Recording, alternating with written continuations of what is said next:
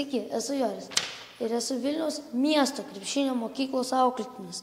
Šiandien susitiksiu su Tautvydu Tubeliu ir jisai yra buvęs mūsų auklėtinis ir grįžęs dabar iš Amerikos į Lietuvą. Sveikas, Tautvydai. Sveikas. Kokie tavo buvo prisiminimai pirmie apie krepšinį ir kas tave atvedė į pirmą treniruotę? Prisiminimai geri su Vyteniu Tupčiausku. Mūsų su broliu mama nuvedė į pirmą treniruotę. Prisimenu, dar lankėm plaukimą tuo pačiu metu ir kažkur atėjus jau 5 klasė reikėjo pasirinkti, kurią sporto šaką rinktis, nes jau prasidėjo 5 treniruotės per savaitę. Tai pasilikom su krepšiniu, nes abiems sekėsi. Tai... Ar lankydamas treniruotės norėjai būti profesionaliu krepšininku užaugęs? Taip, aišku, manau, iki gimnazijos dar nebuvo to, kad aš čia profesionaliai žaisiu, bet jau gimnazijos laikais jau prisimenu, kad jau viskas aprimtėjo ir broliai gerai sekėsi ir man, ir jau žiūrinėjom, ką veiksim po mokyklos, tai jau tada prasidėjo jau rimti reikalai. Ko išmokai mūsų krepšinio mokyklai ir ką tokio atsimeni, kas tavo atminty yra įstrigę? Tai atsimenu, tai visų tų pradmenų krepšinio. Vis tiek čia yra geriausia mokykla Lietuvoje, kur galėtų tą pratinti. Ir dėkingas labai Vyteniui Tupčiauskui, mano pirmam treneriui, kad supažindino su krepšiniu. O geriausi prisiminimai tai tikriausiai, dabar nepasakysiu kuriais metais, bet tas pirmas dėjimas buvo žaidėm prieš Tornado krepšinio mokyklą Kaune. Ir tas pirmas dėjimas, prisimenu gerai, buvo. Ir visos tos pergalės, vis tiek daug čempionatų laimėtų, tai labai smagu buvo. O jo, paminėjai savo pirmąjį trenerį Tupčiauską, ar prisimeni, ar jisai tau kokį patarimą yra davęs, kuris iki šiol tau yra likęs atminty? Patarimas, tai nepamiršk mokslo, nes tai irgi yra svarbu ir vis tiek negali žinot, kas gali atsitikti krepšinio aikšteliai. Vieną dieną tu žaidai, kitą kartą gali traumą kokią netyčia gauti ar dar kažką ir vis tiek reikia tos diplomus turėti, universitetą pasibaigti. Tai va tas įstrigo galvoje tikrai ir dabar, ačiū Dievui, sekasi visai gerai tame irgi. Tai. Turi brolį Ąžuolą, kuris dabar žaidžia Vilniaus Ryte. Taip. Ir ar atsimeni iš vaikystės, augote kartu ir atsimeni, kokia buvo konkurencija aikštelėje? Tai konkurencija vis laik buvo ir iki šiol yra. Jo. Vis laik to 1-1 žaidžiam ir tai visai būna. Aišku, ten kiti broliai, matau, tai ten ir pešasi ir taip toliau, bet mes tai jau išsiaiškinam viską krepšinio aikštelė ir visai, sakau, visai būna čia.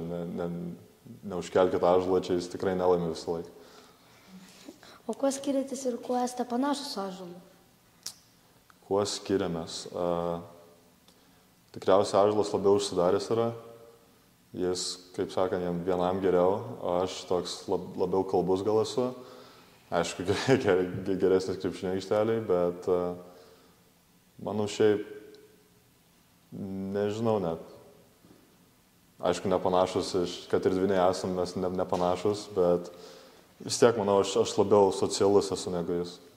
Aišku. Po mokyklos išvykai į Ameriką ir kuo skiriasi Lietuvos krepšinis nuo Amerikos, kai išvykai į Arizonos universitetą? Tai europietiškas krepšinis vis tiek komandinis labiau. Ten Amerikoje, kai atvažiuoji, vis tiek tu bandai pagerėti pats savo, kuo geresnis būt. Ir ten tikrai yra labai ten visokios salės ir taip toliau.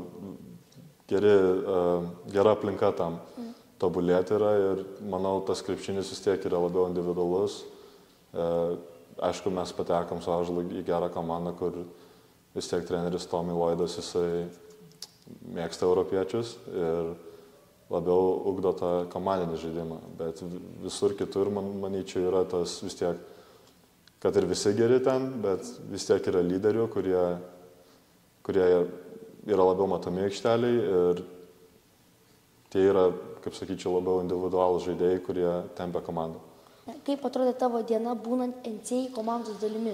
Tai labai skiriasi, nes kai atvažiavau, tai buvo COVIDas ir ten labai sunku buvo, nes atvažiavom ir reikėdavo kiekvieną rytą 6 valandą atsikelt ir testuotis.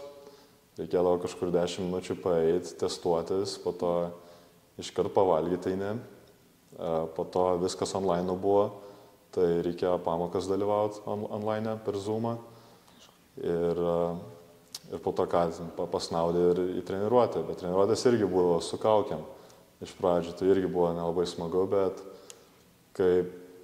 kaip dabar buvo paskutinius tos 3 metus, tai atsikeli, pasimokai, nueini į pamokas, dar prieš pamokas nueini į sporto salę, pamėtyt, pasigrūdint sporto salėj ir jo, ir sulauki treniruotės, o po treniruotės irgi ten pasiliekiau, aš pasilikdavau kažkur valandą su ąžuolu, dar pamėtyt, baudas pamėtyt ąžuolui ir po to grįžti namo ir namų darbus darai. Jeigu dar yra laiko, susitinki su komandos draugais, ten kažką paveikiai, bet daugiau tai visą dieną užimta būna vien tik savo. Tu turi savo tobulėti ir, kaip sakant, savo mentality tą turėti, kad tu turi apie save. Žinau, kad po universiteto tu perėjai į padėjėjo trenerio. O kodėl tai padarėjai? Prieš išvykstant į Ameriką aš turėjau tą mintį, kad nebūsiu ten, vis tiek nepasieksiu ąžuolo lygio. Ir pradžiai bandžiau kabintis, bet mačiau, kad nelabai išeis, vis tiek tikrai netempiau lygio. Ir jau mokslus tai buvau susidėjęs, kad man padėtų dabar. Tai jau Arizonoje aš jau buvau taip susidėjęs, kad dabar man būtų geriau. Ir jau žinau, kad sieksiu šitos pozicijos po savo žaidėjo karjeros. Tai jo, kaip ten buvo, aš pasikalbėjau su Arizonos treneriu, sakau, turėjau dar 1 metus likti kaip žaidėjas, bet sakau, atiduokit kažkam geriau, jei galiu pasilikti savo stipendiją, atiduokit geresniam žaidėjai vietą komandai ir mokinkit mane, mokinkit tų visų skautinimų, treneriavimų ir taip toliau.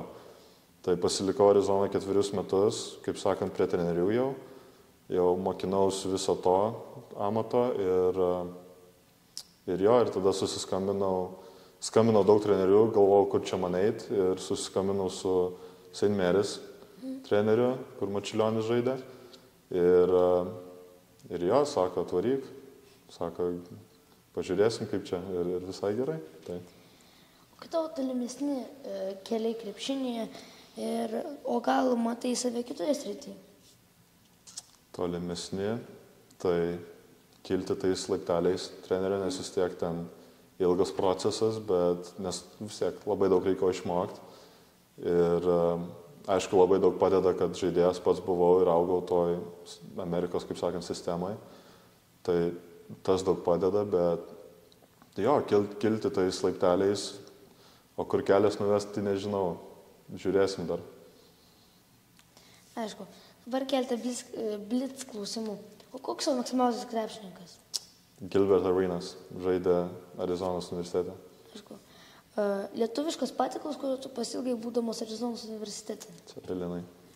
Ir žodis, kuris tavo asocijuojasi su mūsų krepšinio mokykla. Namai. Aišku. Ir ačiū Tautvilai. Gal galėtum trumpą palinkėjimą ar patarimą pasakyti mūsų krepšinio auklėtiniams. Linkiu visiems, kad sektųsi moksluose visų pirma, nepamirškit to ir atiduokit visą save krepšinio aikštelę ir klausykite savo trenerių, nes jie tikrai žino, kas jums yra geriau. Ačiū. Ačiū.